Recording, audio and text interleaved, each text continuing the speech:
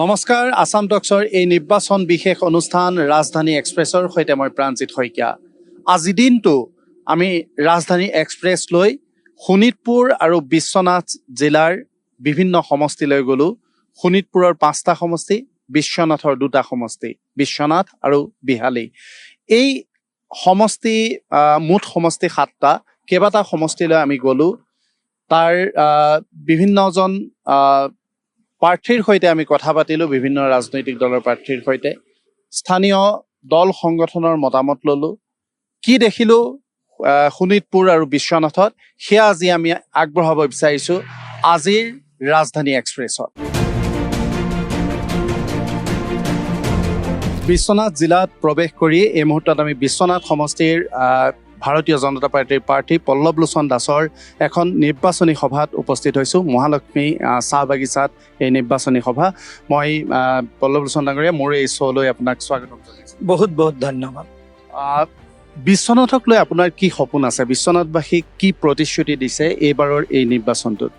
চাওক, ভাৰতৰ প্ৰধানমন্ত্ৰী নৰেন্দ্ৰ মোদী ডাঙৰীয়াৰ নেতৃত্বত আৰু অসমৰ মাননীয় মুখ্যমন্ত্ৰী ডক্টৰ হিমন্ত বিশ্ব শৰ্মাৰ নেতৃত্বত সমগ্ৰ অসম আজি প্ৰগতিৰ পথত, এক নতুন উন্নয়ন।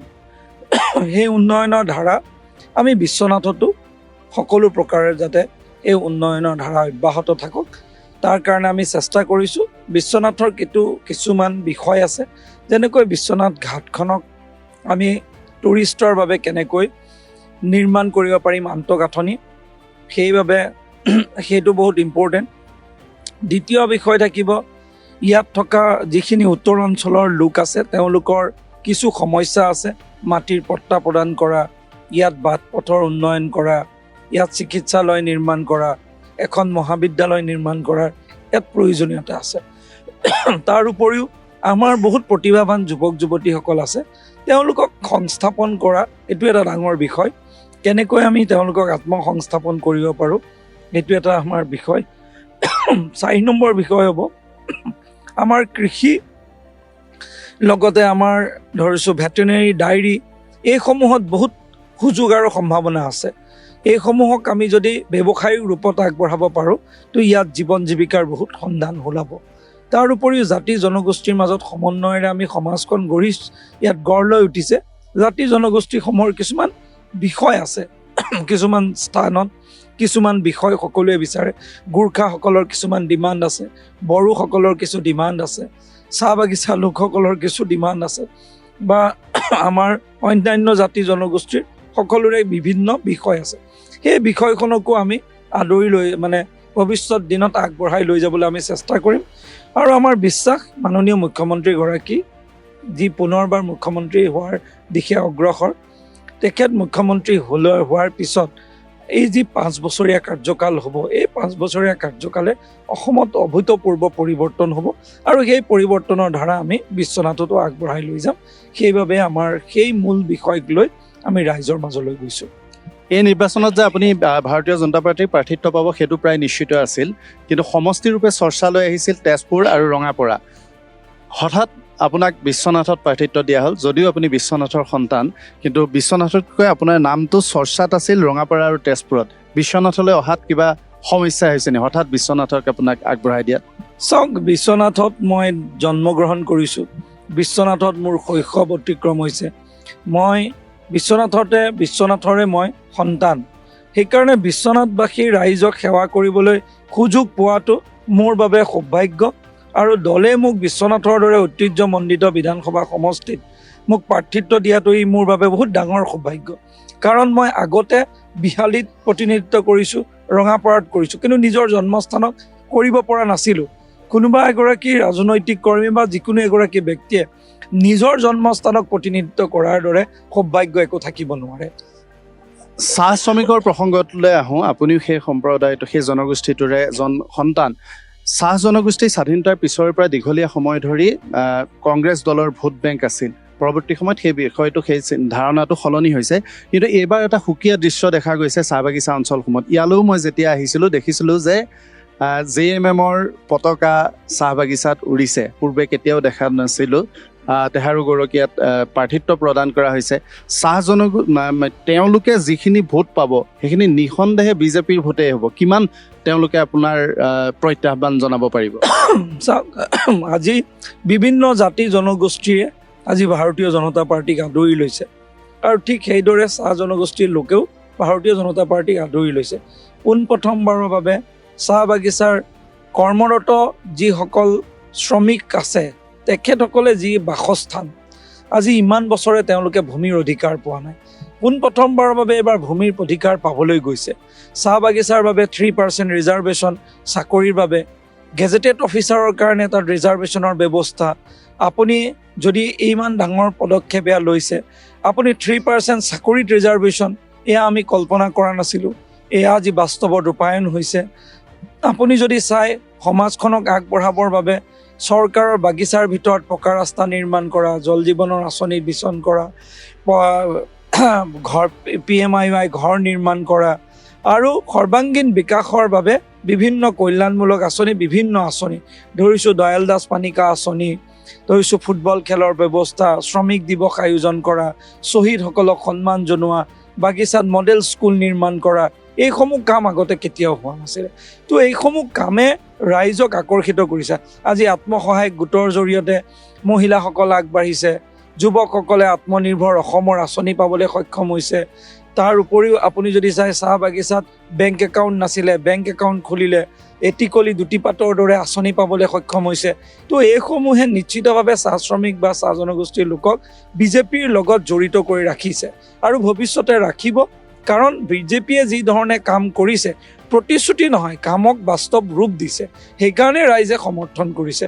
বাকীসকলে প্ৰতিশ্ৰুতি দিছে যে আমি এইটো কৰিম, এইটো কৰিম, এইটো কৰিম, কিন্তু বিজেপিয়ে কামখিনি কৰি মানুহক দেখুৱাইছে যে আমি এইখিনি কাম কৰিছোঁ আৰু অনাগত দিনত আমি বাকী কামখিনি কৰিম। সেইকাৰণে ৰাইজ আশ্বস্ত, ৰাইজে আমাক বিশ্বাসত গ্ৰহণ কৰিছে আৰু সেইবাবে আমাৰ সভা সমিতিত ৰাইজৰ সমৰ্থন সহযোগিতা আমি পাবলৈ আৰু আশীৰ্বাদ পাবলৈ আমি সক্ষম হৈছোঁ। শেষ প্ৰশ্নটো যথেষ্ট সংখ্যক লোক আপোনাৰ বাবে লৈ আছে, আপোনাৰ সভাৰ বাবে।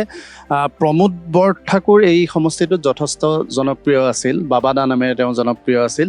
প্ৰমোদ বৰঠাকুৰৰ শিবিৰটোৰ সমৰ্থন পল্লৱ লোচন দাসে কিমান পাব আৰু অসম গণ পৰিষদৰ ইয়াত এটা ভাল বেছ আছিল, সেই ভোটটো কেনেধৰণে বিজেপিলৈ ট্ৰেন্সফাৰ হ'ব, কিমানখিনি ট্ৰেন্সফাৰ হ'ব? ভাৰতীয় জনতা পাৰ্টীত কোনো শিবিৰ নাই। ভাৰতীয় জনতা পাৰ্টী এটা দল। আমি সকলোৱে একত্ৰিতভাৱে কাম কৰিছোঁ। যোৱাবাৰ প্ৰমোদ বৰঠাকুৰৰ কাৰণে আমি কাম কৰিছোঁ, এইবাৰ প্ৰমোদ বৰঠাকুৰ ডাঙৰ আমাৰ কাৰণে কাম কৰিছে। আমাৰ কাৰ্যকৰ্তাসকল মণ্ডলৰ পৰা লৈ বুথলৈকে সকলোৱে একত্ৰিতভাৱে কাম কৰি আছে। সেইকাৰণে আমাৰ বিজেপি একত্ৰিতভাৱে আমি সংগঠনত যথেষ্ট শক্তিশালী, আপোনালোকে জানে। সেইকাৰণে সংগঠনত আমাৰ কোনো তেনেকুৱা শিবিৰ বুলি নাই, আমি একত্ৰিতভাৱে কাম কৰিছোঁ। দ্বিতীয় প্ৰসংগ, অসম গণ পৰিষদ দলৰ যিগৰাকী আমাৰ ইয়াত সকলোতে ডাঙৰ নেতা আছে, প্ৰবীণ হাজৰিকা ডাঙৰীয়া, যিগৰাকী প্ৰাক্তন মন্ত্ৰী, বিধায়ক আৰু আজি অসম গণ পৰিষদ দলৰ সাধাৰণ সম্পাদকৰ দৰে গুৰুত্বপূৰ্ণ দায়িত্বত আছে। তেখেতে প্ৰতিখন সভাত মোৰ লগত আছে। আজিও আপুনি যদি দেখে, তেখেত মোৰ লগত সভাত আছে। তো প্ৰবীণ হাজৰিকা ডাঙৰীয়া একেলগে আমি নিৰ্বাচনৰ, আজি হয়তো আমাৰ ৪ৰ্থ দিন হৈছে আমি একেলগে আছোঁ। এটা দিনো এনেকুৱা হোৱা নাই য'ত আমি দুয়োগৰাকীয়ে একেলগে সভা কৰা নাই। তো অসম গণ পৰিষদৰ লগত আমি তৃণমূল পৰ্যায়ত সকলোৰ লগত বহিছোঁ আৰু সেই বহাৰ দিনটোৰ পৰা মনোনয়ন পত্ৰ দাখিল হোৱাৰ দিনটোৰ পৰা আজি পৰ্যন্ত প্ৰবীণ হাজৰিকা ডাঙৰীয়াই মোক মানে নিজৰ অভিভাৱকৰ দৰে, মোক নিজৰ ভাতৃৰ দৰে মোক লগত লৈ তেওঁ এই নিৰ্বাচনত আগবাঢ়িছে। ইয়াতকৈ ডাঙৰ সৌভাগ্য আপোনাৰ বাবে কি হ'ব পাৰে? মই অন্য সমষ্টিত কি হৈছে মই নাজানো, কিন্তু অসম গণ পৰিষদ দলে সম্পূৰ্ণভাৱে বিশ্বনাথ বিধানসভা সমষ্টিত আমাক সমৰ্থন কৰিছে আৰু সন্মুখৰ পৰা নেতৃত্ব দিছে। সেইবাবে মই আশা কৰিছোঁ আমি মিত্ৰ দলত উমৈহতীয়াভাৱে আমি একত্ৰিতভাৱে কাম কৰিছোঁ আৰু নিশ্চিতভাৱে ৰাইজে আমাক আশীৰ্বাদ কৰিব আৰু নিশ্চয় আমি ফলাফল খুব ভাল হ'ব বুলি আমি আশা কৰিছোঁ। ধন্যবাদ জনাইছোঁ পল্লৱ লোচন দাস ডাঙৰীয়া, এই ব্যস্ততাৰ মাজত এইখিনি সময় দিয়াৰ বাবে আৰু সমাগত নিৰ্বাচনৰ বাবে আমি আপোনাক শুভকামনা জনাওঁ। ধন্যবাদ প্ৰাণজিৎ দা, আপুনি ইমান দূৰৰ পৰা আহি মোৰ ইয়াত আপুনি অলপ সময় মোৰ কাৰণে সময় উলিয়ালে, তাৰ বাবে আপোনাক মই ধন্যবাদ জনাইছোঁ আৰু ভৱিষ্যতেও যাতে আপোনালোকে এনেকৈ আশীৰ্বাদ ৰাখে আমাৰ ওপৰত, সেয়া আশা কৰিছোঁ। ধন্যবাদ।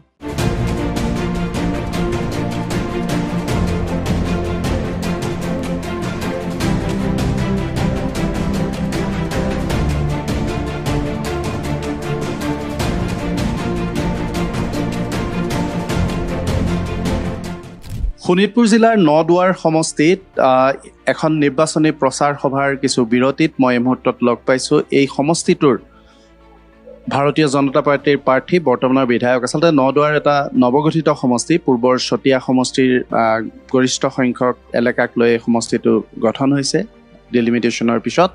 আৰু এই সমষ্টিটোৰ যিগৰাকী প্ৰাৰ্থী পদ্ম হাজৰিকা, ভাৰতীয় জনতা পাৰ্টীৰ প্ৰাৰ্থী, তেখেতৰ কাষলৈ আহিছোঁ। মই মোৰ অনুষ্ঠানলৈ প্ৰথমতে আপোনাক স্বাগতম। ধন্যবাদ।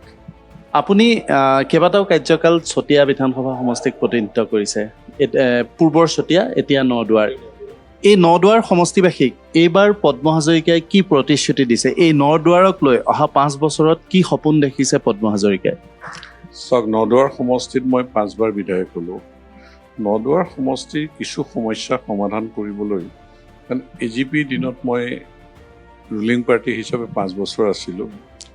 10 বছৰ কংগ্ৰেছ চৰকাৰৰ দিনত মই বিৰোধী দলৰ বিধায়ক হিচাপে আছিলোঁ, আৰু 2 বছৰ এতিয়া শাসকীয় দলৰ বিধায়ক হিচাপে আমাৰ ভাৰতীয় জনতা পাৰ্টী চৰকাৰৰ দিনত আছোঁ। গতিকে ইয়াত আগৰ ডাঙৰ সমস্যা আছিল কি উগ্ৰপন্থীৰ সমস্যা। এতিয়া সেইবিলাক সমস্যা ইয়াত নাই। ইয়াত উগ্ৰপন্থী কোনো তেনেকুৱা ধন দাবী বা বোমা বাৰুদ গুলি সেইবিলাক নোহোৱা হ'ল। এতিয়া শান্তি হৈছে, আৰু মানুহে আগতে ডেভেলপমেণ্ট বিচৰা নাছিলে। কংগ্ৰেছৰ 15 বছৰীয়া শাসনৰ কালত শান্তি বিচাৰিছিল। এতিয়া কিন্তু মানুহে ডেভেলপমেণ্ট বিচাৰে। গতিকে সেইকাৰণে যাতায়াত ব্যৱস্থাটো মই 85% ৰাস্তাই আমাৰ ভাল কৰিলোঁ, আৰু 15% ৰাস্তা বাকী আছে। আৰু শিক্ষানুষ্ঠানৰ ক্ষেত্ৰতো আমি প্ৰায় 70% শিক্ষানুষ্ঠানে, যিবিলাক হায়াৰ ছেকেণ্ডাৰী মডেল স্কুল যিবিলাক কৰা হৈছে 8 কোটি টকাৰ, যে সেইখিনিও আমাৰ মানুহ সন্তুষ্ট প্ৰায়। গতিকে ইয়াতো 30% মান আমি শিক্ষানুষ্ঠানৰ কাম কৰিবলৈ বাকী আছে। আমি ল' কলেজ কৰিলোঁ, ইণ্টিগ্ৰেটেড BEd কলেজ কৰিলোঁ। তাৰপিছত বাৰেচৰীয়া প্ৰকল্প, ঐতিহ্যমণ্ডিত বাৰেচৰীয়া ভাওনাৰ, সেইটো 28 কোটি টকাৰ আমাৰ চৰকাৰৰ দিনতে পকামূৰা পথাৰ, স্থায়ী মানে বাৰেচৰীয়া ভাওনা পতাৰ জেগা হ'ল। আৰু যিখিনি আমাৰ হেল্থ ডিপাৰ্টমেণ্টৰ, এইখিনিও প্ৰায় চুকে কোণে চাবমেড চেণ্টাৰ যিখিনি লাগে, প্ৰাথমিক হস্পিটেল লাগে, 30 বেডেড হস্পিটেল, মডেল হস্পিটেল, যে স্বাস্থ্যৰ ক্ষেত্ৰতো ভালেখিনি কাম কৰা হৈছে।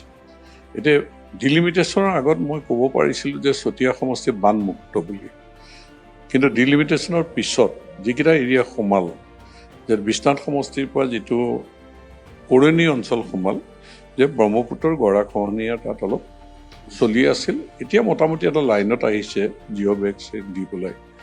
ঠিক তেনেকৈ বালিপাৰা অঞ্চলটো সোমাল। আপোনালোকে জানে যে জৰাশৰ নদীয়ে কি সন্ত্ৰাসৰ সৃষ্টি কৰিছিল। এতিয়া 2 বছৰ কিন্তু আমি বালিপাৰাও বানমুক্ত কৰিবলৈ সক্ষম হৈছোঁ। ঠিক তেনেকৈ 5 মাইল অঞ্চলৰ যিটো এৰিয়া সোমাল, তাতো গৰাখহনীয়াৰ সমস্যা আছে। সেইটো ক্ষেত্ৰতো যে বানমুক্ত বুলি আজিৰ দিনটোত ক'ব নোৱাৰি মানে। গতিকে মই এইবাৰ গভৰ্ণমেণ্ট হ'লে যে গৰাখহনীয়া ৰোধ কৰা বা বানমুক্ত কৰাৰ ক্ষেত্ৰত মই কৰিব লগা কাম আছে। আৰু আটাইতকৈ ডাঙৰ কামটো মই ভাবোঁ যে আমাৰ যিবিলাক নিবনুৱা, এই নিবনুৱাখিনিক কেনেকৈ আচলতে আজি বহিৰাজ্যত গৈ, কিমানখিনি ল'ৰা কেৰেলাত আছে, কিমানখিনি ল'ৰা বেংগলোৰত আছে, কিমানখিনি ল'ৰা চেন্নাইত আছে, বা বহিৰাজ্যত গৈ পেলাই তেওঁলোকে যথেষ্ট কষ্ট পাইছে, কিমান ল'ৰাৰ মৃত্যুও হৈছে। গতিকে মোৰ এইবাৰ 5 বছৰত মই চাম যে মোৰ সমষ্টিত মই উদ্যোগীকৰণ কৰাৰ ক্ষেত্ৰত কি কৰিব পাৰোঁ মানে। আৰু লগে লগে আমি পথাৰ বজাৰ, যে মাছ মাংস গাখীৰ কণীকে ধৰি, আৰু আমি মাকৈ চাকৈ বা ধান খেতি এইবিলাকৰ কৃষি প্ৰধান অঞ্চলটোত এইবিলাক কথাটো গুৰুত্ব দিম, ইৰিগেশ্যনত গুৰুত্ব দিছোঁৱে। মই পৰিকল্পনা ইতিমধ্যে লৈছোঁ যে এই 5 বছৰত এইখিনি কাম আমি কৰিম। তাৰমানে আমাৰ এই যে শিক্ষিত নিবনুৱা, বা আমাৰ কোনো কাম কৰিবলৈ একো নাই মানে। এতিয়া ধানৰ উচিত মূল্য দিছে, মাকৈ উচিত মূল্য দিছে, সৰিয়হৰ উচিত মূল্য দিছে। গতিকে এতিয়া অলপ কাম কাজ কৰিবলৈ ওলাই আহিছে। যেনেকৈ দুগ্ধ বিপ্লৱটো 5 টকা ছাবচিডি দিছে, এতিয়া আমি দানাৰ ফেক্টৰী কৰিছোঁ, বা উন্নত জাতৰ গাই চাই এইবিলাকো আমি কৰি আছোঁ। যে আমি কৰ্মসংস্কৃতিৰ যাত্ৰাটো আচলতে এই 5 বছৰত আমাৰ থলুৱা যুৱক যুৱতীক লৈ ফাৰ্মিং কৰা হেৰি কৰা এই কথাখিনিত মই অলপ বেছি গুৰুত্ব প্ৰদান কৰিম। আৰু উদ্যোগৰ ক্ষেত্ৰত আমি যিখিনি জেগা এভিকশ্যন কৰিছিলোঁ চকীঘাট, ভালেখিনি মাটি ওলাল, তাত 522 ঘৰ মানুহ এভিকশ্যন কৰিলোঁ। এতিয়া তাত আমি 375 বিঘা মাটি দিছিলোঁ ইণ্ডাষ্ট্ৰি ডিপাৰ্টমেণ্টত। এতিয়া নৰ্থ ইষ্টৰ ভিতৰত প্ৰথম টাইলছ ইণ্ডাষ্ট্ৰি, ইয়াত কাম কাজ চলি আছে, 2 মাহৰ ভিতৰত কমপ্লিট হ'ব। এই টাইলছ ইণ্ডাষ্ট্ৰিটো আগতে টাইলছ ইণ্ডাষ্ট্ৰি ইয়াত হোৱা নাছিল কিয়? ৰ মেটেৰিয়েলছ নাছিল। এতিয়া কাৰ্বি আংলঙত 80% বোলে ৰ মেটেৰিয়েলছ পাইছে। সেইকাৰণে নৰ্থ ইষ্টৰ ভিতৰত প্ৰথম টাইলছ ইণ্ডাষ্ট্ৰি এই নদুৱাৰ সমষ্টিতে হ'ব মানে, আৰু 2 মাহৰ ভিতৰত কমপ্লিট হ'ব। লিমকায়ো এটা 1600 কোটি টকাৰ প্ৰজেক্ট এটা ইয়াত কৰিব। তেওঁলোকে আৰ্নেষ্ট মাতি হয়তো জমা দিয়া কথা। অৰুণাচলৰ কোম্পানী আহিছে। আমি যিটো 375 বিঘা মাটি ইণ্ডাষ্ট্ৰিয়েল ষ্টেটৰ যিটো এৰিয়া, তাত ইণ্ডাষ্ট্ৰি হ'ব। আৰু মুখ্যমন্ত্ৰী ডাঙৰীয়াক যেতিয়া মই সেইদিনা জনাইছিলোঁ যে ইয়াত 2000 বিঘামান মাটি আমি আৰু দিব পাৰিম ইণ্ডাষ্ট্ৰিৰ কাৰণে, তেতিয়া ইণ্ডাষ্ট্ৰি ডিপাৰ্টমেণ্টে আমাৰ ৰাজহ বিষয়াৰ কাৰ্যালয়লৈ ডিচিলৈ এখন চিঠি দিছে যে মেগা ইণ্ডাষ্ট্ৰিয়েল পাৰ্কৰ কাৰণে 2000 বিঘা মাটি বিচাৰি। গতিকে সেইটো এটা দীৰ্ঘম্যাদী পৰিকল্পনা আচলতে আৰম্ভণিটো হ'বলৈ গৈ আছে। গতিকে এই যে আমি ঔদ্যোগিকৰণ, ফাৰ্মিং কৰা, কৃষি কৰ্ম কৰা, এই কামবিলাকত মই এইবাৰ এই 5 বছৰত বিশেষকৈ আমাৰ ল'ৰা ছোৱালীক স্বনিৰ্ভৰশীল কৰাৰ ক্ষেত্ৰত, মহিলা সবলীকৰণ কৰাৰ ক্ষেত্ৰত আমাৰ যিটো NRLৰ জৰিয়তে যিবিলাক এতিয়া ব্যৱস্থা হৈছে, বিভিন্ন ইহঁতৰ ফাৰ্মিং গোট ছোটৰ জৰিয়তে হৈছে, তেওঁলোকে মাংস, গাখীৰ এইবিলাক উৎপাদনৰ এইবিলাক যিবিলাক কৰিছে, হস্ততাঁত বস্ত্ৰ এইবিলাকো কৰিছে। গতিকে এইবাৰ ৰাস্তা পদূলি ইমান বনাব লগা নাই, হৈ যাব। আমি হেল্থ ডিপাৰ্টমেণ্টৰ কথাখিনি হৈ যাব, শিক্ষানুষ্ঠানৰ এইবিলাক আন্তঃগাঁথনিৰ কথাবিলাক হৈ যাব। এতিয়া বানমুক্ত কৰাৰ সেই কথাখিনিও আমাৰ চলি যাবগৈ। বাকী এতিয়া মোৰ প্ৰধান কাম হ'ব যে আমাৰ ল'ৰা ছোৱালীক স্বনিৰ্ভৰশীল কৰাৰ ক্ষেত্ৰত বজাৰ দখল কৰিবৰ কাৰণে আমাৰ উৎপাদিত সামগ্ৰী, উৎপাদনমুখী যাত্ৰাটো আমি শক্তিশালী কৰিম। মানে নিৰ্বাচন আহিলে দেখা যায় যে চতিয়া বা এতিয়া নদুৱাৰ এই সমষ্টিটো উত্তপ্ত হৈ পৰে। এইবাৰৰ নিৰ্বাচনটো ব্যতিক্ৰম হোৱা নাই। চব আগতে আছিল উগ্ৰপন্থী সমস্যা, গতিকে NDFBয়ে কিবা কিবি কৰে, পানেশ্বৰ বসুৱে উঠোতেতো NDFB চিধা ছাপোৰ্ট কৰাৰ নিচিনাই। গতিকে আমাৰ ল'ৰা, আমাৰ ছাপোৰ্টাৰৰ ওপৰত কিবা কিবি সেইবিলাক চলিছে। মৃত্যু হৈছে, মেঘা বসুমতাৰী, ৰজেন বসুমতাৰী এইবিলাকৰ মৃত্যুও হৈছে ধনবৈয়াতো। মহিলাকো হাত উঠাই কিবা কৰে, হস্পিটেলাইজ হয়, এইবিলাক হৈ আছিল। তাৰপিছত আমাৰ চৰকাৰ অহাৰ পিছত মোটামুটি শান্তই হৈছিল। আমি যদি চাওঁ 21 চনৰ নিৰ্বাচনত ইমান গণ্ডগোল নাই, খালি NDFBৰ কেম্প এটা আছিলে, তেওঁলোকে কিবা কৰিবলৈ যাওঁতে আমাৰ ঘেৰাও কৰিলে, কেম্পটো উঠাই দিলে। এতিয়া 26 চনতো মই ভাবিছিলোঁ যে শান্তিপূৰ্ণ নিৰ্বাচন, আৰু ইয়াত একো নাই। এতিয়া 26 চনত যিগৰাকী প্ৰাৰ্থী আহিল, তেওঁ গোৰ্খা জনগোষ্ঠীৰ ল'ৰা, গোৰ্খা ছাত্ৰ সন্থাৰ সভাপতি আছিলে। তাৰ পৰাই চিধা চিধি তেওঁ ৰাজনীতিলৈ আহিল, কংগ্ৰেছ দলৰ হৈ প্ৰাৰ্থিত্বও পালে। কিন্তু তেওঁৰ আচলতে মই দেখিছোঁ যে গুৰুৰ গণ্ডগোল হৈছে। প্ৰথম খোজটো দিছে, মই শুভেচ্ছাও দিছোঁ, কিন্তু গুৰুৰ গণ্ডগোল হৈছে বুলি মই এইকাৰণে, কাৰণ আপোনালোকে জানে যে প্ৰাক্তন বিধায়ক পানেশ্বৰ বসুমতাৰী এটা প্ৰতিটো নিৰ্বাচনতে তেওঁকতো কিবা কিবি সৃষ্টি কৰে, কিছুমান ঘটনা উগ্ৰপন্থীক লৈ কিবা লৈ। এতিয়া তেওঁ যিহেতু নি পেলাই কংগ্ৰেছ দলত জইন কৰিছে, আৰু তেওঁ খোজটো দিয়ে মোক গালি গালাজ কৰা আৰম্ভ কৰিছে। গতিকে তেওঁ পজিটিভ চিন্তাটো নাই। গতিকে মই দেখিলোঁ যে আৰু তেওঁতো গালিৰে আৰম্ভ কৰিছে ৰাজনীতিটো। গতিকে তেতিয়া তাৰপিছততো আৰু দেখিছেই পানেশ্বৰ বসুমতাৰীয়ে খুকুৰীখন বুকুত লৈ কেনেকৈ এইবিলাক ঘটনা সংঘটিত কৰিছে। তাৰপিছত সিদিনা যিটো মিছা অপবাদ দিবলৈ চেষ্টা কৰিলে যে তেওঁক মাৰিছে বুলি, এতিয়া ডাক্তৰো নাপায় ইঞ্জুৰি, তেওঁ যিবিলাক নাটক কৰিলে, এইবিলাকৰ পৰা মানুহৰ যে নদুৱাৰ সমষ্টিত ক'বলৈতো বিচাৰে মোকে যে নৰ্থ কোৰিয়া, কিংডম কিবা কিবিটো মোকে কৈ আছে কিবা কিবি। গতিকে এই অপপ্ৰচাৰটো, ভুৱা প্ৰচাৰটো বহুত বেছি। গতিকে এতিয়া তেওঁ আমাৰ ল'ৰাবিলাকক কি হয়, প্ৰভোক কৰে, কিবা এটা জোকাই দিয়ে আমাৰতো ল'ৰা বহুত, গতিকে সকলোৰেতো সংযম শক্তিটো একে নহয়, কোনোবাই খেদা মাৰি যায়। গতিকে এইটোৱে লৈ পেলাই এটা যে নদুৱাৰত গৰম বতাহ, নিৰ্বাচনী গৰম বতাহ একো নাই। এতিয়া যেতিয়া মই আমাৰ ল'ৰাখিনি যে প্ৰভোগ কৰিলে তহঁতে কি হ'ব, হেৰি হ'বি, তহঁতে ধৈৰ্য পূৰা চলি থাকিবলৈ দে। আমাৰ অফিচৰ মুখত গান লগাই থাকিলেও, গালি পাৰি থাকিলেও মনে মনে থাক, ৰিয়েক্ট কৰিব নালাগে। এই যে ৰিয়েক্ট কৰাটো বন্ধ কৰি দিয়া হ'ল। এতিয়া ভালুকপুঙলৈ গৈছে, নাই মানুহৰ সঁহাৰি নাই। আজি এইফালে আহিছে, নাই মানুহৰ সঁহাৰি নাই। তেওঁ আচলতে ভোট বেংক বুলি কোনো জেগা নাই। এতিয়া মাইনৰিটি এৰিয়া কংগ্ৰেছ দলৰ প্ৰাৰ্থী তেওঁৰ ভোট বেংক হ'ব লাগে। 5 মাইল ৰাজগড়টো 98% মাইনৰিটি, 5 মাইলত 75% মাইনৰিটি, চকীঘাটত 98% মাইনৰিটি। গতিকে এইবিলাক এৰিয়াতো তেওঁ গৈ সঁহাৰি পোৱা নাই। গতিকে যদি তেওঁ কোনোবাই খেদি গৈছে মাইনৰিটি মানুহে, তাকে বিজেপি কৰ্মী কিবা কিবিকে তেওঁ বিচ্ছিন্ন বদনাম দিবলৈ বিচাৰে। কিন্তু তেওঁ গণভিত্তিটো, যিটো গোৰ্খা সমাজত তেওঁৰ যিটো দখল আছে বুলি ভাবি পেলাই কংগ্ৰেছ দলে তেওঁক টিকেট দিলে, আচলতে মই ভাবোঁ যে গোৰ্খা মানুহ দীঘলীয়া সময়, মোৰ ককা দেউতাৰ দিনত বা মই বিধায়ক হোৱাৰ আগত এটা মধুৰ সম্পৰ্ক আছে গোৰ্খা মানুহৰ লগত মোৰ। গতিকে আজিৰ তাৰিখত মই এতিয়াও ভাবোঁ যে 80% গোৰ্খা মানুহে মোকে ভোট দিব। গতিকে তেওঁ গোৰ্খা মানুহৰ মাজতো তেনেকুৱা আধিপত্য নাই, মাইনৰিটি মানুহৰ মাজত। এই কথাতে মই সুধিব বিচাৰিছোঁ, সাধাৰণতে দেখা যায় যে বিজেপিৰ প্ৰতি মাইনৰিটিৰ এটা এলাৰ্জি আছে, মই সেই এলাৰ্জি শব্দটোৱে ব্যৱহাৰ কৰিছোঁ, কিন্তু আপুনি আশা কৰিছে যে আপুনি সংখ্যালঘুৰ ভোটো পাব?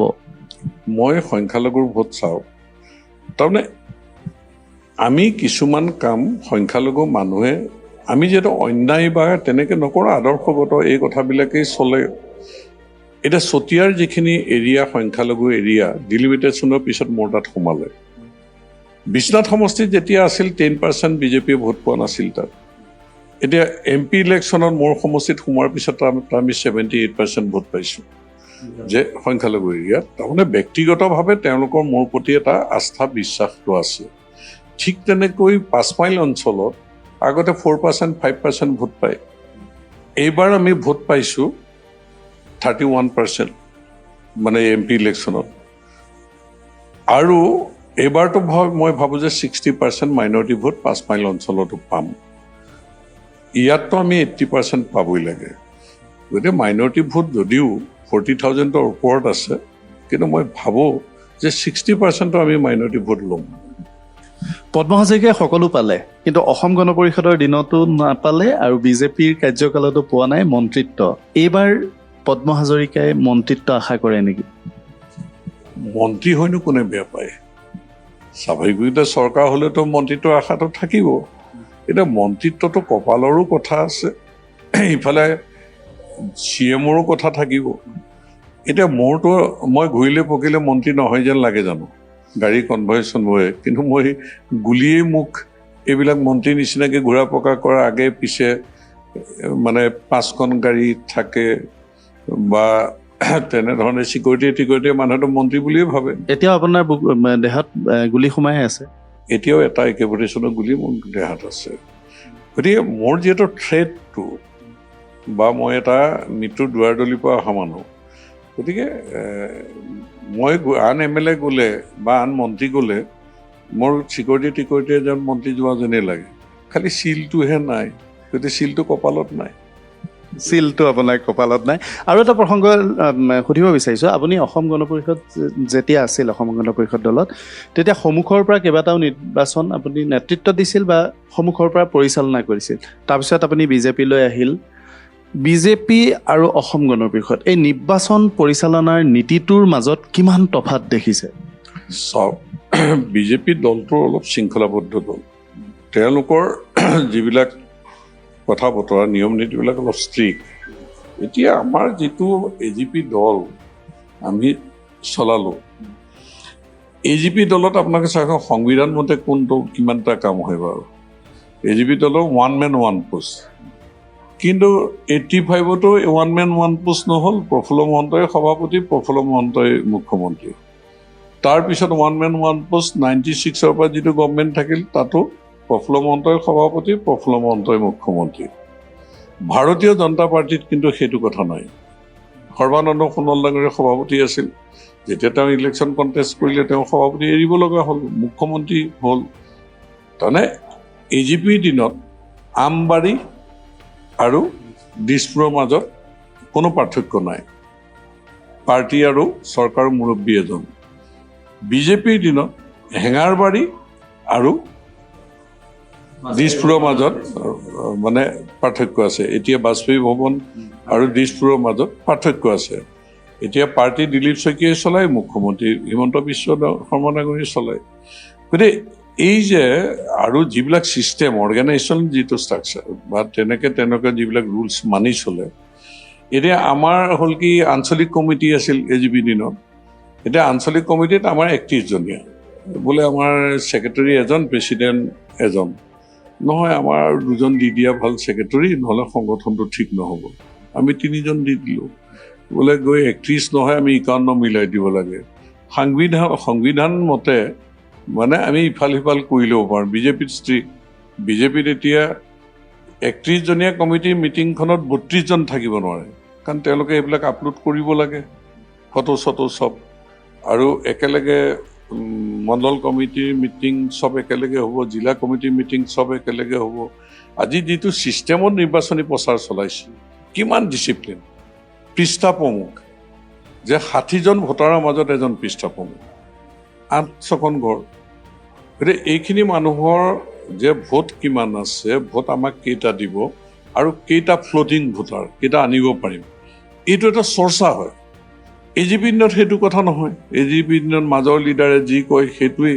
এতিয়াতো ইয়াত একদম ৱাৰ ৰুম যিটো বনাইছে, মইতো আচৰিত। এই ৰুমৰ পৰা কোনোবা ৰাজস্থানৰ পৰা আহিছে, তেওঁলোকে গোটেই এইবিলাক ছিষ্টেমত লৈ পেলাই কম্পিউটাৰত কৈ দিলে যে ভোজমাৰি 134 নম্বৰ ভোট কেন্দ্ৰটো ঠিক নহয়, যোৱাকালি জনালে মোক। তাৰপৰা মইতো মানুহ খবৰ লৈছোঁ 134ত হয়, কেইঘৰমান গণ্ডগোলী আছে।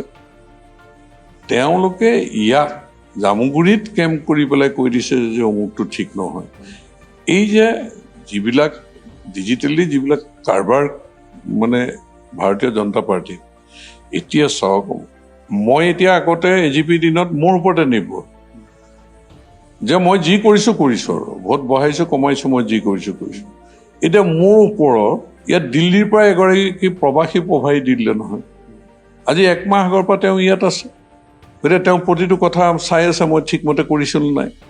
আকৌ বেলেগ সমষ্টিৰ পৰা এগৰাকী আৰু সমন্বয়ক দি দিলে, আৰু এগৰাকী বিস্তাৰক দি দিলে। গতিকে ইয়াত কোনোবা বিধায়কে প্ৰাৰ্থীয়ে যদি কাম ভালকৈ কৰা নাই, লগে লগে দিল্লীৰ পৰা আহি গ'ল, লগে লগে ৰাজ্যিক সমিতিৰ পৰা আহি গ'ল। গতিকে এইটো যিটো মনিটৰিং ছিষ্টেমটো তেওঁলোকৰ সাংঘাতিক মই দেখিলোঁ। গতিকে ইয়াত অংকত চলে, ইয়াত বৰ মানে ফাংফুং কিবা কিবি এইবিলাক চলা এইটো পাৰ্টি নহয়।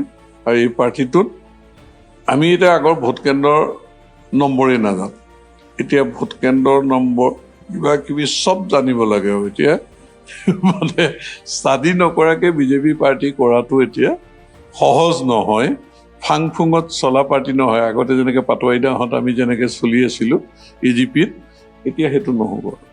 আপোনাৰ প্ৰতি মোৰ শেষ প্ৰশ্নটো, কাৰণ আপোনাৰ নিৰ্বাচনী ব্যস্ততা আছে, ৰাজনৈতিক সভা আছে। আপোনাৰ পুত্ৰ নীৰজক এইবাৰ নদুৱাৰ সমষ্টিত প্ৰচাৰত বিশেষ ভূমিকা লোৱা আমি দেখিবলৈ পাইছোঁ। আপোনাৰ পিছত এই সমষ্টিটোলৈ নীৰজ আহি আছে নেকি?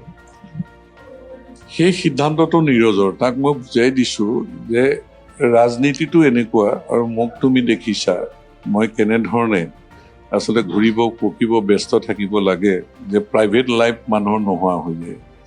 আৰু ৰাজনীতিটো কৰিবলৈ যাওঁতে সদায় পেচা হিচাপে ৰাজনীতিটো যোন লয় সেইবিলাক মানুহ ডুবে। গতিকে পেচাটো বেলেগ হ'ব লাগে, এইটো হ'ল সেৱা। যেনেকৈ মোৰ এতিয়া বিজনেছ আছে, ইণ্ডাষ্ট্ৰী আছে, বিজনেছ আছে। গতিকে ৰাজনীতি কৰিবলৈ যাওঁতে চ'ৰ্চ অফ ইনকামটো এইটো সদায় ঠিক ৰাখিব লাগে। সি যেতিয়া MBA কৰি পেলাই ওলাইছে তেজপুৰ ইউনিভাৰ্চিটিৰ পৰা, মই তুমি বিজনেছটোত পূৰা নামি যোৱা। তেতিয়া মই ৰাজনীতিৰ কথা তাক সুধিছোঁ, সি কৈছে মই এতিয়াই ভবা নাই। এতিয়া তেনেকুৱা চিন্তা কৰা নাই। মই বিজনেছটো প্ৰথমতে চম্ভালি লওঁ। তুমি যদি মোক সুবিধা দিয়া টি ইণ্ডাষ্ট্ৰিটো মই চলাওঁ, মই দিছোঁ। সি এতিয়া চলাই আছে, ভালকৈ চলাই আছে। আৰু মই এতিয়া সেই ছ'চিয়েল মিডিয়াটো অলপ চাই আছে। সি ৰাজনীতিত অংশগ্ৰহণো কৰাও নাই, কোনো ৰাজনৈতিক সভা নহয়, কিন্তু মোৰ হৈ আজি এতিয়া ধলাইবিলতে সেৱাশ্ৰমত এটা ডাঙৰ হেৰি পাতিছে। সি তাত সেৱা ধৰিছেগৈ গৈ পেলাই, বা ক'ৰবাত ফুটবল খেল, ক্ৰিকেট খেল, ভলী খেল, সাংস্কৃতিক অনুষ্ঠান বা নাটক চাটক, ভাওনা চাওনাত ভাও চাও লৈ সি মানে ছ'চিয়েল লাইফটোত সি পূৰাকৈ নামি পৰিছে। আৰু যিবিলাক ক্লাব শ্লাব কিবা কিবি আমাৰ ল'ৰাবিলাকে কৰিছে, খেলা ধূলা, তাক উদ্বোধন কৰিবলৈ মতা, কিবা কিবি কৰি সিও ভাল পায়, তাকো ভালেই পাইছে মানে। গতিকে ৰাজনীতিত সি অহা নহা সিদ্ধান্তটো সি ল'ব, কিন্তু মই পিতৃ হিচাপে মই জোৰ নিদিওঁ, কাৰণ সি গোটেই কথাটো, আৰু সি অলপ আন কিছু ল'ৰাতকৈ অলপ বেলেগ। সি অলপ তাৰমানে মেচিয়ৰিটিটো, কাৰণ সি জীৱনত মোক লৈ বহু ঘাত প্ৰতিঘাত সি পালে।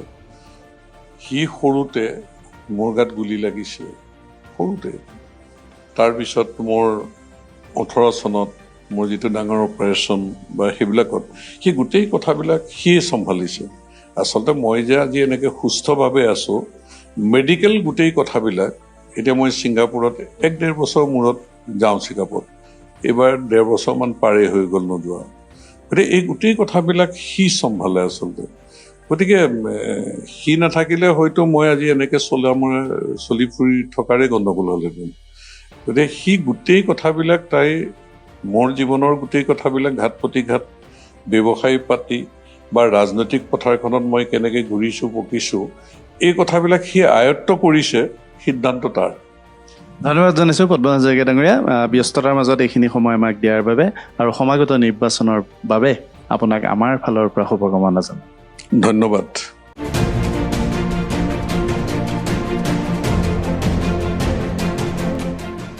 এই মুহূৰ্তত মই উপস্থিত আছোঁ শোণিতপুৰ জিলাৰ নদুৱাৰ সমষ্টিৰ লখৰা এলেকাত। এই অঞ্চলটো এটা গোৰ্খা লোকৰ জনবসতি থকা এলেকা, আৰু এইবাৰ যিহেতু এই নদুৱাৰ সমষ্টিত, তাৰ আগতে মই ক'ব লাগিব যে নদুৱাৰ যিটো সমষ্টি, এই সমষ্টিটোত গোৰ্খা লোকসকলেও এটা নিৰ্ণায়ক ভূমিকা লয়। আৰু এইবাৰ নিৰ্বাচনটোৰ অন্যতম এটা গুৰুত্বপূৰ্ণ দিশ হ'ল এজন গোৰ্খা নেতাক কংগ্ৰেছ দলে সমষ্টিটোত প্ৰতিদ্বন্দ্বিতা দিছে, এই প্ৰাৰ্থিত্ব দিছে। তাৰ লগে লগে এই সমষ্টিটোত গোৰ্খা লোকসকলৰ ভূমিকা কি হ'ব সেইলৈও এটা প্ৰশ্ন আহিছে। আৰু মই সুনীল চেত্ৰী, যিজন কংগ্ৰেছ প্ৰাৰ্থী, তেওঁৰ গাঁওখনৰ কাষতে থকা যিসকল গোৰ্খা লোক, তেওঁলোকৰ কিছু সংখ্যক লোকৰ সৈতে ইয়াত আহি উপস্থিত হৈছোঁ। মই প্ৰতিক্ৰিয়া ল'বলৈ চেষ্টা কৰিম। বিধানসভা নিৰ্বাচন সন্মুখত নিৰ্বাচন, গোৰ্খা লোকসকলে এইবাৰ কি ধৰণৰ এটা ভূমিকা ল'ব এই নিৰ্বাচনটোত, এই নদুৱাৰ সমষ্টিত? পোনপ্ৰথমে মই সংবাদ মাধ্যমৰ সাংবাদিকসকললৈ শ্ৰদ্ধা জনালোঁ। বৰ্তমান নিৰ্বাচনী বতৰ, ইয়াত গোৰ্খা লোকসকলৰ ভূমিকা কি হ'ব তাৰ ইমান মই মানে নাৰাখোঁ, কিয়নো সমষ্টিটোত মাত্ৰ গোৰ্খা লোকহে বসবাস কৰা নাই। এই নদুৱাৰ সমষ্টিত বিভিন্ন জাতি সম্প্ৰদায়ৰ লোকে বসবাস কৰি আছে। আগতে আছিলে এইটো চতিয়া বিধানসভা সমষ্টি, বৰ্তমানৰ নদুৱাৰ বিধানসভা সমষ্টি। ইয়াত গোৰ্খা, অসমীয়া, বড়ো, ৰাভা, মিচিং, বিভিন্ন জাতিয়ে, বিভিন্ন সম্প্ৰদায়ৰ লোকে মিলা প্ৰীতিৰ অনাজৰিৰে বসবাস কৰি আছে। ইয়াত গোৰ্খা সম্প্ৰদায়ৰ হয় কিছুমান ফেক্টৰ আছে গোৰ্খা ভোটাৰৰ। যিহেতু 1996 চনত পদ্ম হাজৰিকা ছাৰ ইয়াৰ পৰা যুঁজ দিছিলে, তেখেত জিকিলে, কিন্তু 2002-01 বৰ্ষত তেখেত হাৰিলে। তাৰ পাছত নিয়াৰিকৈ তেখেত 25 বছৰলৈকে তেখেতে ইয়াত বিধায়ক হৈ আছে। কিয় হৈ আছে? এইটো মই মাত্ৰ ভোট দিয়া নাই, তেখেতে নিজেতো জিকা নহয়, সেইটো ৰাইজৰ ফল। ৰাইজেহে তেখেতক জিকুৱাইছে। কিয় জিকুৱাইছে? ৰাইজ সন্তুষ্টি, বিভিন্ন সম্প্ৰদায়ৰ মানুহ সন্তুষ্টি। তাত চবকে একে চকুৰে চাই তেখেতে সমমৰ্যাদা দি তেখেতে ইয়াত মিলা প্ৰীতিৰে বসবাস কৰাৰ ক্ষেত্ৰত গাঁৱত উন্নতি, গাঁৱত শান্তি, দুখীয়া নিচলা, খেতিয়ক, কৃষিজীৱী, নিবনুৱা, দিন হাজিৰা কৰা এইসকল তেখেতে চাই আছে। তেখেতৰ দিনত বা বিজেপি চৰকাৰ যেতিয়া আহিলে প্ৰত্যেকজন দুখীয়া ঘৰত চাউলৰ কাৰ্ড পোৱা গ'ল, তাত অৰুণোদয় আঁচনি পোৱা গ'ল, তাত উদ্যমিতা আঁচনি পোৱা গ'ল। অৰুণোদয় আঁচনি এনেকুৱা 1250 টকা, কিছুমান মানুহৰ ক্ষেত্ৰত, কিছুমান ব্যক্তিৰ ক্ষেত্ৰত 1250 টকা কোনো মহত্ব নিদিয়ে, কিন্তু কিছুমান দুখীয়া মানুহৰ ঘৰত 1250 টকাৰ বহুত মহত্ব আছে, সেইটো আমিহে অনুভৱ কৰোঁ। সেয়েহে ছাৰৰ যি অৱদান, ছাৰৰ যি দুখীয়াৰ প্ৰতি মৰম, ছাৰৰ যি গোৰ্খা হিতৈষী আমি দেখি পাওঁ। ছাৰকতো যিহেতু গোৰ্খা সংগঠন এটাই সেইদিনা গোৰ্খা বন্ধু হিচাপে উপাধি দিলে। এই গোৰ্খা সংগঠনতো বুদ্ধিজীৱী জ্যেষ্ঠসকল লোকে মন্থন কৰিহে দিছে তেওঁ, এনেদৰে দিয়া তেখেতক। এতিয়া কথাটো আহিল সুনীল ছেত্ৰী গোৰ্খাৰ। তেখেত আছিল আগতে আপোনাৰ চাকৰিয়াল মানুহ, চাকৰি ভিত্তিত আছিলে, শিক্ষকতা কৰিছিলে। শিক্ষকতা ৰিজাইন দি তেখেত আহিল জাতীয় সংগঠন আকচুলৈ। আকচুৰ পৰা তেখেত ৰাজনীতিৰ ময়দানলৈ আহি গ'ল। কিন্তু তেখেত জাতীয় সংগঠনত থাকোঁতে আমি তেখেতক সন্মান কৰিছিলোঁ। আমাৰ জাতিৰ হয়, গাঁৱৰ হয়, যি হয় আমি সন্মান কৰিছিলোঁ। তেখেত যিহেতু ৰাজনীতিলৈ আহিবলৈ বিচাৰিছিলে, তেখেতে লোকেল স্থানীয় গাঁও, তেখেতৰ জন্মস্থল লবৰঘাৰী বা লুকৰা অঞ্চলত থকা বয়োজ্যেষ্ঠ বুদ্ধিজীৱী যুৱক মহিলা চামৰ লগত তেখেতে আলোচনা কৰিব লাগিছিল আগতে। বিনা আলোচনা তেখেত ধুমকেতুৰ দৰে ধপককৈ ৰাজনীতিলৈ আহি গ'ল। এতিয়া তেখেতে কৈ আছে যে মই গোৰ্খা ল'ৰা, থেংক ইউ, দিব লাগিব। থেংক ইউ, বৰ সুন্দৰকৈ কৈছে। মই আপোনাৰ ওচৰলৈ আহিছোঁ, একেটাই প্ৰশ্ন। এইবাৰ এই সমষ্টিটোত এজন গোৰ্খা সম্প্ৰদায়ৰ লোকক প্ৰাৰ্থিত্ব প্ৰদান কৰা হৈছে আৰু 33,000 ভোট প্ৰায় নদুৱাৰ সমষ্টিটোত আছে গোৰ্খা লোকৰ। সুনীল ছেত্ৰী বনাম পদ্ম হাজৰিকা, জনতাই কি ধৰণে সিদ্ধান্ত লোৱাটো উচিত? সৰ্বপ্ৰথম মই এইটো ক'বলৈ বিচাৰোঁ, সুনীল ছেত্ৰী আৰু পদ্ম হাজৰিকাৰ কোনো মেচে নাই। তাৰ আমি সুনীল ছেত্ৰীক একো নাভাবোঁ। আমি ডেভেলপমেণ্ট আৰু আমাৰ গোৰ্খা কিবা সমস্যা আছে, সমাধান কেনেকৈ হৈছে আমি এইটো চাই আছোঁ। আমাৰ সমাধান কোনে কৰি দি আছে? কিয় আমি পদ্ম হাজৰিকা দেৱক আমি ইমান ছাপোৰ্ট কৰি আছোঁ? আমি লখৰা গাঁও পঞ্চায়ত বহা এই যিমান গোৰ্খা আমাৰ কমিউনিটি আছে, সেই কমিউনিটি ডেভেলপমেণ্ট আমাৰ গোৰ্খাৰ প্ৰব্লেমবিলাকৰ কেনেকৈ ছল্ভ কৰিছে, কোনে ছল্ভ কৰিছে, তাকে আমি ছাপোৰ্ট কৰি আছোঁ।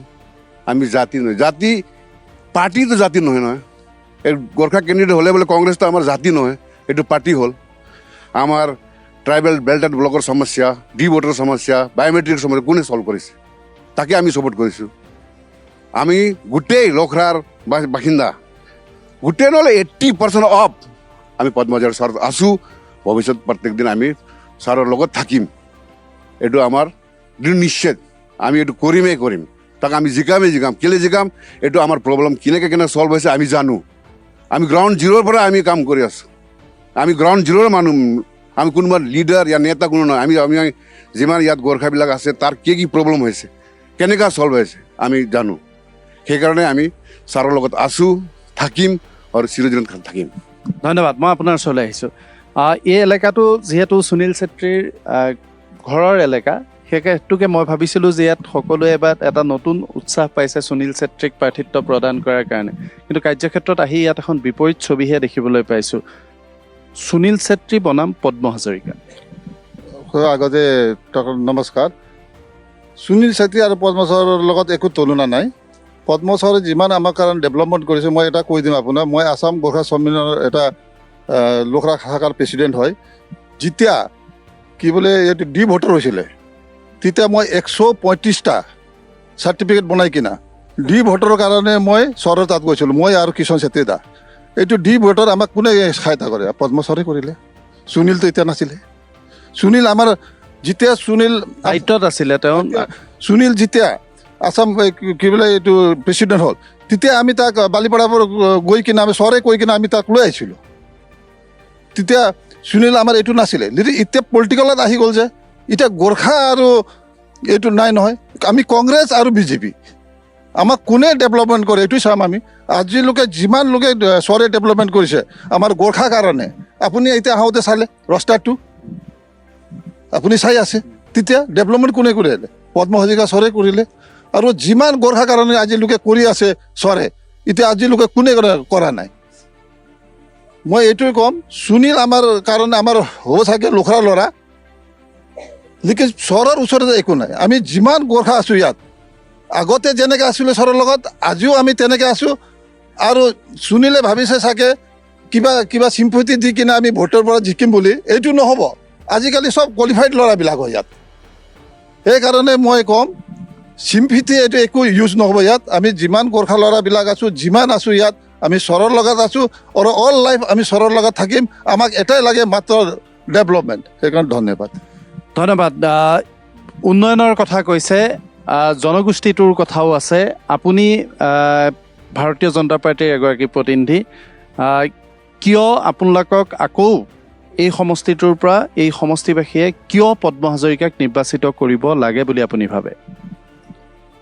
গতিকে আজি আমাৰ ভাৰতীয় জনতা পাৰ্টি একমাত্ৰ আমি দল হিচাপে ওপৰৰ পৰা তললৈকে আমাৰ দলৰ যিমান নৰেন্দ্ৰ মোদীৰ নেতৃত্বত আমাৰ কামবিলাক হৈ আছে, বিকাশবিলাক হৈ আছে, আমাৰ ডেভেলপমেণ্ট যিকোনো হওক, এডুকেশ্যন ডিপাৰ্টমেণ্টত হওক, আমাৰ তলৰ মানুহ দুখীয়া মানুহ হওক, যি হওক, কিষাণেই হওক, আজি চবত আমাৰ নৰেন্দ্ৰ মোদীৰ নেতৃত্বত, আমাৰ হেমন্ত ছাৰৰ নেতৃত্বত, আমাৰ মৰমৰ পদ্ম হাজৰিকা দেৱৰ নেতৃত্বত আমাৰ কামবিলাক ইমান ধুনীয়াকৈ হৈ আছে। এই সময়ত গতিকে আমাৰ যোনটো কংগ্ৰেছ পাৰ্টিৰ পৰা আমাৰ যোনটো প্ৰাৰ্থী উঠিছে, তেখেতেও গোৰ্খা, আমিও গোৰ্খা, হয় নে নহয়? আমিতো আজি বিজেপিত আছোঁ বুলি আমি গোৰ্খা নহয় বুলি ক'ব কোনেও নোৱাৰে। আজি এনেকুৱা প্ৰচাৰ চলি আছে, আপোনালোকে গোৰ্খাক আঁতৰাই ৰাখিছে, আপোনালোকে গোৰ্খা নহয়, এনেকুৱা কমেণ্টবিলাক বহুত আহিছে। আমি এনেকুৱা চিন্তাধাৰা আমি নলওঁ আৰু আমি এনেকুৱা নেগেটিভ কথাও নকওঁ। আমি চিৰজীৱন আমি পদ্ম ছাৰৰ লগত আছিলোঁ। আমি যেতিয়া পদ্ম ছাৰ এজিপিত আছিলে তেতিয়াৰ পৰা আমি আছিলোঁ। পদ্ম ছাৰৰ কথা ক'লে এতিয়া গোটেই ৰাতিপুৱাই হৈ যাব, সেইকাৰণে আমি এইবিলাক এতিয়া আমি গণনা নকৰোঁ। বহুত আছে কথাবিলাক। মই সেইদিনাখনো মই কন্যাকা লাইফতো মই কৈছিলোঁ, আজি মই কিয় ছাৰৰ লগত জড়িত আছোঁ মই গোটেইখিনি স্পষ্ট মই কৈ দিছিলোঁ। আৰু এটা কথা, আজি যোনটো কংগ্ৰেছৰ নেতৃত্বৰ কোনো কাম হোৱা নাই, কোনো কাম হোৱা নাই। আজি একমাত্ৰ 2014 পৰা আমাৰ যিমান ডেভেলপমেণ্ট হৈ আছে আমি এইকেইটা চাই আছোঁ। আৰু কংগ্ৰেছক আমি একেবাৰে বেয়া পাওঁ।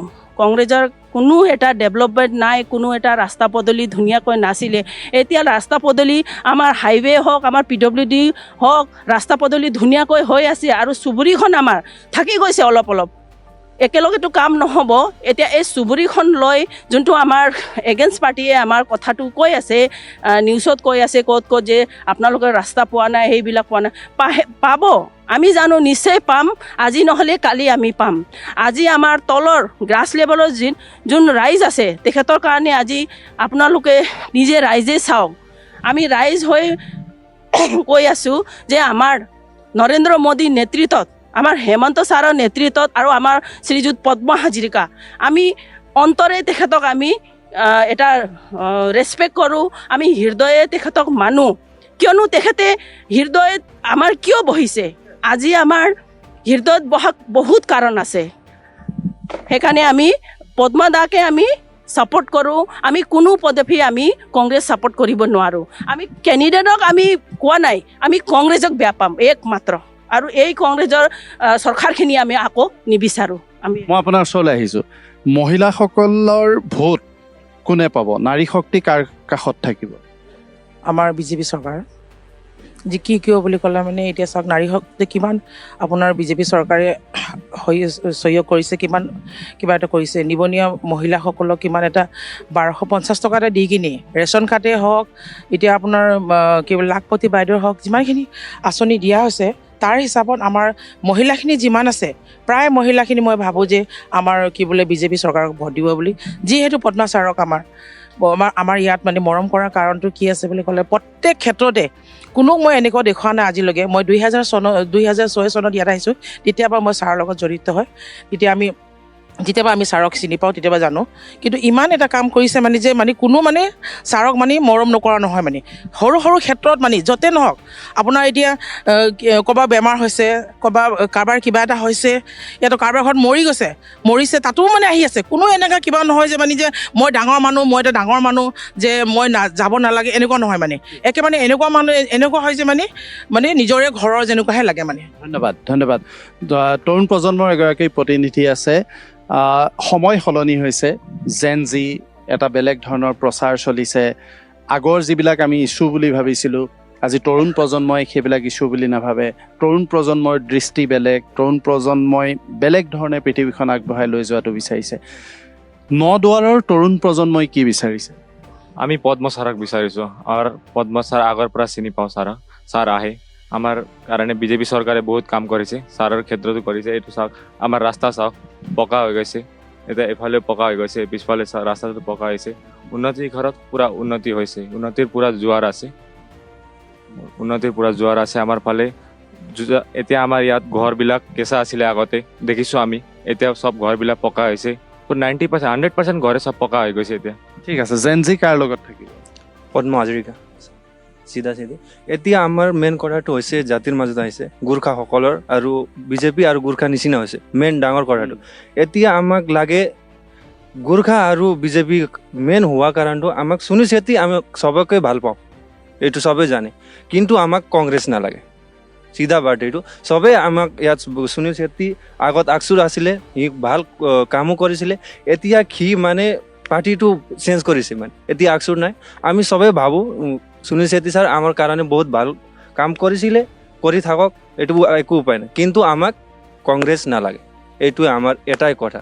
বিজেপিক আমি ভাল পাওঁ, ভালে পাই থাকিম এতিয়া, এইটোৱে লাষ্ট। ঠিক আছে, আৰু কোনোবাই ক'বলগীয়া আছে? হয়, মই আপোনালোক সকলোকে ধন্যবাদ জনাইছোঁ এইখিনি কথা ইয়াত কোৱাৰ বাবে। আচলতে মই সুনীল ছেত্ৰীৰ গাঁওখনলৈ আহিছিলোঁ, তেওঁলোকৰ অঞ্চলটোলৈ আহিছিলোঁ, আৰু নদুৱাৰ সমষ্টিত এই প্ৰসংগটো চলি আছিল যে ইয়াত গোৰ্খা এজন সম্প্ৰদায়ৰ এজন লোকক প্ৰাৰ্থিত্ব প্ৰদান কৰাৰ লগে লগে পদ্ম হাজৰিকাৰ বিৰুদ্ধে গোৰ্খা লোকসকল একত্ৰিত হ'ব নেকি? মই আজি বিভিন্ন স্থানলৈ যাওঁতে বিভিন্নজনক সেই প্ৰশ্নটো কৰিছিলোঁ যে গোৰ্খাসকল পদ্ম হাজৰিকাৰ প্ৰসংগত এতিয়া গোৰ্খা এজন নেতা বনাম পদ্ম হাজৰিকা, কি হ'ব? মই 2000 চনৰ পৰা এই এলেকাত মেম্বাৰ আছিলোঁ, AGPৰ মেম্বাৰ। তেতিয়া প্ৰথমে মই AGP আছিলোঁ, মই লগভগ 24 বছৰ বয়সত মেম্বাৰ হৈছিলোঁ এই গাঁৱৰ পৰা। তেতিয়া কংগ্ৰেছৰ দখলত আছিলে, অসমে কংগ্ৰেছৰ দখলত আছিলে। ইয়াত প্ৰাণেশ্বৰ বসুমতাৰী MLA আছিলে। তেতিয়া আমি পঞ্চায়তত কাম কৰিবলৈ যাওঁতে পঞ্চায়ত কংগ্ৰেছৰ আছিলে, বহুত অসুবিধা পাইছিলোঁ। যেতিয়া ছাৰ আহিছে ইয়াত, ছাৰ অহাৰ পিছত আমি লখৰাৰ ডেভেলপৰ কাৰণে আৰু লখৰাৰ গোৰ্খা মানুহৰ সমস্যাৰ কাৰণে ছাৰে আমাক সহায় কৰি গ'ল। ছাৰে আজি ইমান কাম কৰিছে ইয়াত, আমি কৰিব নোৱাৰোঁ। আৰু লখৰাৰ গোৰ্খাৰ মানুহবিলাকে ছাৰক এৰিব নোৱাৰে, এইটো আমি বৰ দৃঢ় বিশ্বাস। আৰু সোণাই নেপালী গাঁৱত যেতিয়া কংগ্ৰেছ গভৰ্ণমেণ্ট আছিলে, তেতিয়াও ছাৰে বেছি ভোট পাইছিলে এই গাঁওখনত। আজিও ছাৰৰ এই ভোটটো বাঢ়িব, মোৰ মতে ঘটি নাযাব। এইটোৱেই প্ৰসংগ আচলতে। গোৰ্খা নেতা দিয়াৰ লগে লগে যি এটা কথা চৰ্চা চলিছিল, মই এই অঞ্চলটোলৈ আহি এটা বেলেগ পৰিৱেশ আচলতে দেখিলোঁ। মই কাকো সোধা নাই ভোট কাক দিব, সেইটো এটা গণতান্ত্ৰিক অধিকাৰ, কোনেও কেতিয়াও নকয় সেই কথাটো, এই প্ৰশ্নটো ময়ো কৰা নাই। কিন্তু এই গাঁওখনত কোনোবা এজন বিশেষ ব্যক্তিৰ প্ৰতি এটা বিশেষ দৰদ আছে। সকলোখিনি কথা তেওঁলোকে স্পষ্ট কৰিব। 4 মে'ত আমি ফলাফল জানিব পাৰিম। আৰু ইয়াৰ লগে লগেই শোণিতপুৰ জিলাৰ 5টা সমষ্টি আৰু বিশ্বনাথৰ 2টা সমষ্টিক মিলাই আমি ৰাজধানী এক্সপ্ৰেছৰ যাত্ৰা ইয়াতে আজিৰ দিনটোৰ বাবে সামৰণি মাৰিলোঁ।